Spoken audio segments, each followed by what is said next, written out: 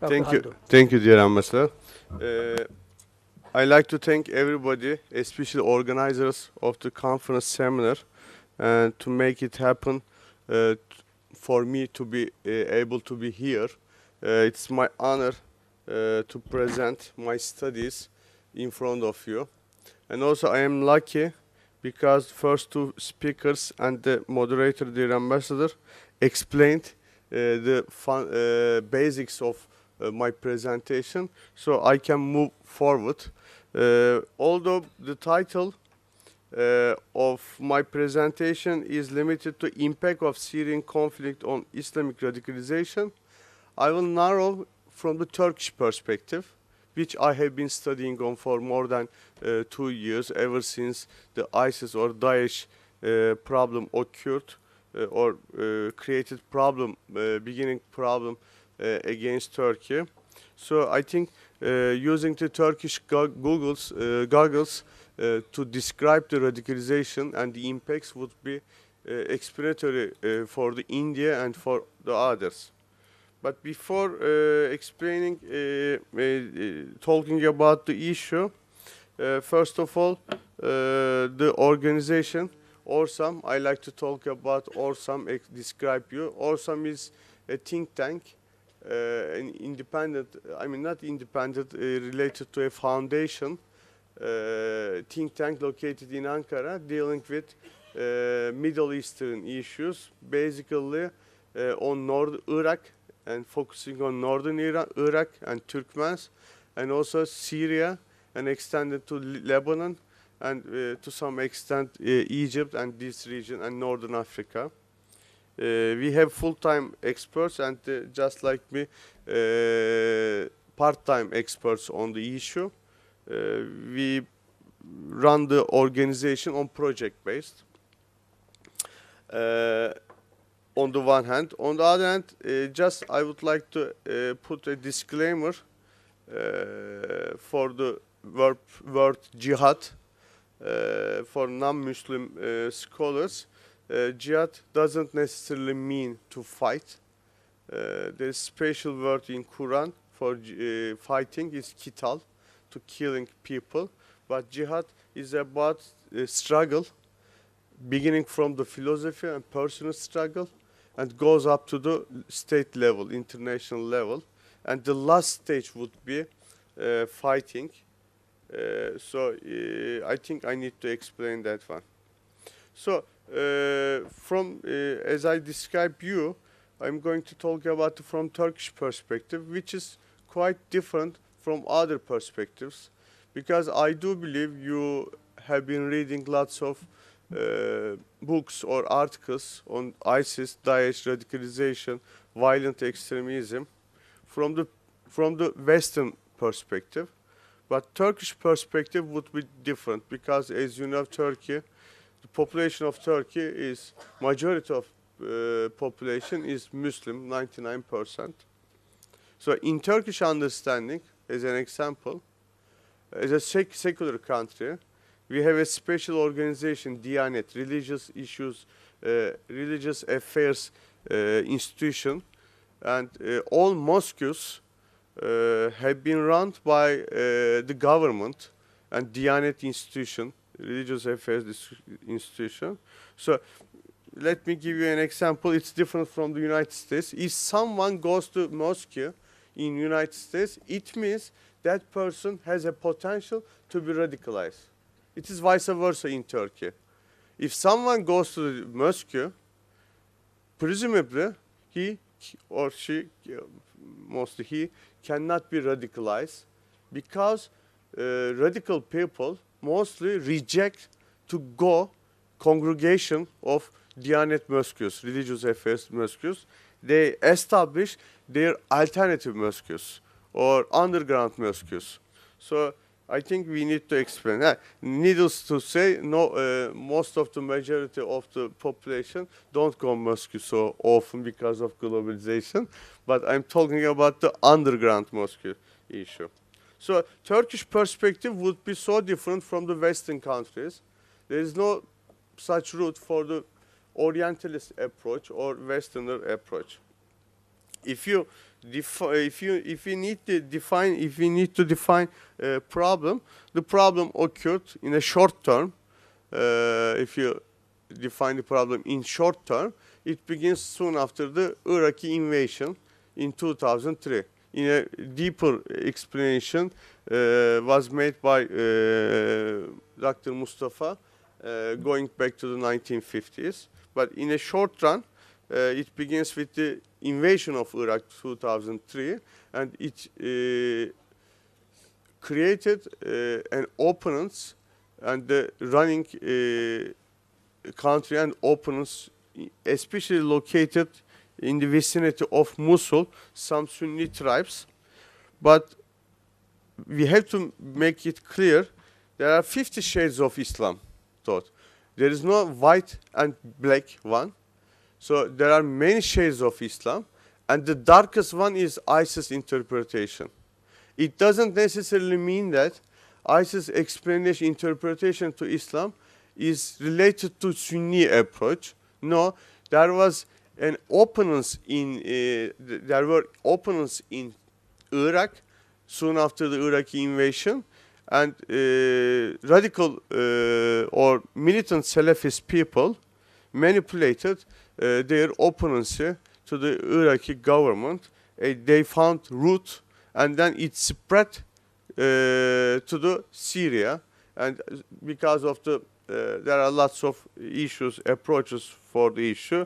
The last stage of Arab Spring was about to happen in Iraqi invasion, spread to the Syria. So, and then they used the new brand. Instead of Iraqi Al-Qaeda, they changed their ideology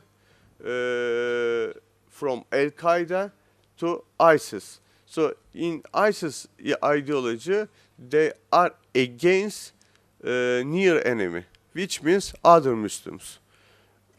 Whereas for Al-Qaeda's strategy, it's based on far enemy, which means non-Muslims. So it is threat for them. That's why it is threat to the Middle East, regardless of the sectarian approach. I mean, they declared their strategy. ISIS declared their strategy. Their number one enemy is Shia. Their number two enemy is Sunni. And they will tackle so-called, they will sort it out their problem by 2020. And then they will begin their run or walk to the Rome for the reign of the, for running or governing all the world. That's what they say. So in that perspective, Daesh perspective, which is differentiated from the Al-Qaeda, to some extent, they hold a territory, which is different from the other terrorist organizations. Since they have been holding a territory, which means they present, I mean ISIS or Daesh might present some people in Utopia, whether you like or not, whether you understand or not. I don't subscribe personally, but it is an utopia. Because whenever they bomb themselves as suicide bombers, they think they just move through a Stargate and pass to the new life, and they believe that. So that's why they bomb themselves.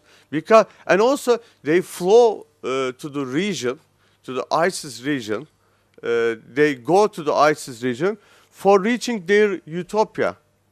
Because they, for some reasons, there are many reasons for them, for people who run to the region. These are the reasons for radicalization.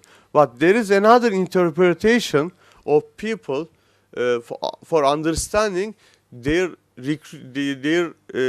travel to ISIS, and they talk, they think, they fight for their independence to some extent. Yes, they are radicals. Yes, their explanations are not acceptable for us, for the civilized world. It is not acceptable, but that's what they think. We need to accept that one. In Turkey case, So by the way, I'm limiting my talk only by Daesh, but there are some other terrorist organizations and radicals, just like Jabhat al-Nusra, Hashd Shabi, and so on and so forth. There are many of them, including PYG. But since my studies are just limited to the Daesh, I'm talking about Daesh. But there are some other radical terrorist organizations in Syria taking role in civil war. And Turkey is one of the most affected countries by the Syrian civil war. In broader perspective, theoretically speaking, if there is any civil war or war in some region, there is a big capacity for spreading to the neighbors. That's the history tells us. Historical approaches are evidences for establishing that theory. But in Turkey case, we have physical borders, 900 kilometers with Syria. And historically speaking, this border was porous, easily accessible to other side.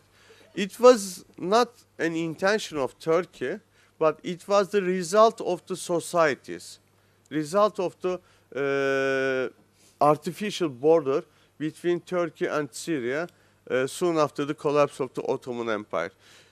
Literally, if you go to the Turkey and Syria border, literally you can see separated cities and named Turkish city and named Syrian city. But both are same city, just separated by railroad. And families are separated like that, and tribes are separated. And during the religious holidays in Turkey, the borders were open, just for engaging their other family members who reside in Syria to celebrate their religious days. So sociologically speaking, the border should have been porous to keep societies peaceful. So that was an intention to some extent. But regarding the family connections and these city separations, this was so surprising for Turkey. And coming from the 2011 until 2014, it took time for Turkey to understand, to establish a physical obstacles against the passing to the border for societies. It took some time and to understand the threat, the level of threat. As you might remember, from 2011 to 2013, all opponents were acceptable for the international community. And there were some conferences against the running government in Syria. Essentially, I'm talking about three different aspects of the effects of radicalization in, 2 minutes, in Syria. First, foreign terrorist fighters and their travels to and from Syria. And second, border security. And the third, foreign terrorist fighters recruitments from Turkey. Since I have only 2 minutes, I know I can exploit these 2 minutes to 5 minutes, baking to the first two speakers, with your permission, moderator. I'll finish in 5 minutes. Turkey did its best to prevent foreign terrorist fighter travels to Syria from 2014 onwards.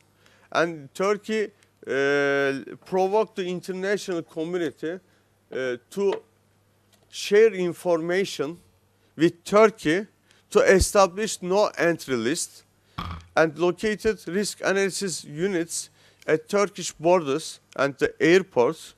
And so far, the list, no entry list, has reached more than 50,000 people on list name. And risk analysis units prevented to enter to Turkey thousands of people as a potential foreign terrorist fighters. And Turkey deported thousands of people to the third countries, go back to country. We had very sad stories, as you might remember, for the Paris and Brussels attacks. They were these terrorists were deported from Turkey as potential foreign terrorist fighters, since the local governments in Paris and Belgium didn't run the legal procedures. They managed to execute terrorist activity in these countries. And sadly, in Belgium, Turkey deported them twice. The same terrorists. Turkey deported them twice. Anyway, as for the border security, Turkey has decided to construct a wall and fortify the border of Turkey-Syria border. By the way, Turkey-Syria border is no longer Syria border for Turkey. It's border of ISIS. It's border of PYD, PKK connected organization. It's border for opponents. It's border for Syrian regime. We have now 4 different borders. And believe me or not, before the European siege operation began 3 months ago, Turkey troops had been facing with ISIS troops at the border for 100 kilometers. That was a big problem for Turkey. Yes, thank you. And by the beginning of January 2017, the fortification and the wall will be finished. So for the last 1 year, foreign terrorist fighters travel to and from Syria had finished, thanks to the international effort and the Turkey's efforts. As the third dimension, recruitment from Turkey. I think that really matters, not only for Turkey, but also for the rest of the world. And regarding governor's keynote speech, I think it matters for India regarding the Jammu and Kashmir problem. Because, as you know, Turkey has been fighting against PKK terrorist organization for more than 4 decades, and it's a big problem. And the southeastern part of Turkey, going back to the 1991 invasion, the Gulf War, the problem increased so much for Turkey. So Turkey has been struggling with the PKK terrorist organization. It's a region which can be similar to the Kashmir problem. So we lost more than 30,000 people, and 6,000 of them were security forces. Figures are very related to each other. So that's why it matters. Because for 1 year at Orsam, we had conducted 2 research projects related to Daesh terrorism. One was about the Constantiniye magazine. It's a magazine published by Daesh in Turkish online. That's online magazine. We had a discourse analysis for that research to understand Daesh propaganda for Turkish-speaking people. Undoubtedly, our hypothesis was proved that their propaganda, it's the essence of the result, our analysis, their propaganda based on verses from Quran, manipulated ones, and hadiths, verse of Prophet Muhammad. So this research told us that Daesh manipulating for their propaganda and religious issues.